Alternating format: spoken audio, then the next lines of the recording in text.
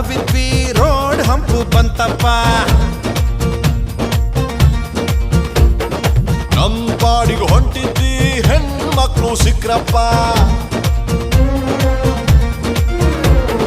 ನಾವು ದಾರಿ ತಪ್ಪೋದಕ್ಕೆ ಫೇಮಸ್ಸು, ಯಾಕೆ ಅಡ್ಡ ಸಿಗ್ತಾರೋ ಈ ಲೇಡೀಸು. ಶರಣ ಜೋರಾಗಿ ಹೇಳ್ರಮ್ಮ ಕೋರಸು. ಸಾಧು